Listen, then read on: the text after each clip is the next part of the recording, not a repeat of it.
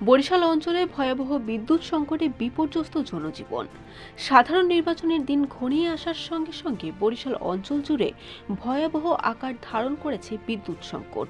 টানা লোডশেডিংয়ে জনজীবন হয়ে উঠেছে চরম দুর্বিষহ। গত এক সপ্তাহে যেখানে বিদ্যুতের ঘাটতি ছিল প্রায় ৩৫%, বৃহস্পতিবার তা বেড়ে দাঁড়িয়েছে প্রায় ৬০%। বিদ্যুৎ বিভাগ সূত্রে জানা গেছে, বর্তমানে বরিশাল অঞ্চলে দৈনিক গড়ে প্রায় ৭০০ মেগাওয়াট বিদ্যুতের চাহিদা থাকলেও দিনভর সরবরাহ করা হচ্ছে মাত্র ৪৫%।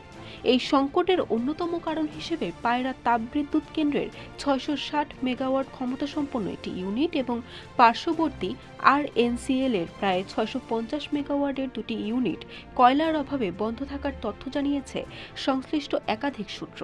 এতে জাতীয় গ্রিডে বিদ্যুৎ সরবরাহ কমে যাওয়ায় বরিশাল সহ দক্ষিণাঞ্চলের চাহিদা অনুযায়ী বিদ্যুৎ সরবরাহ সম্ভব হচ্ছে না।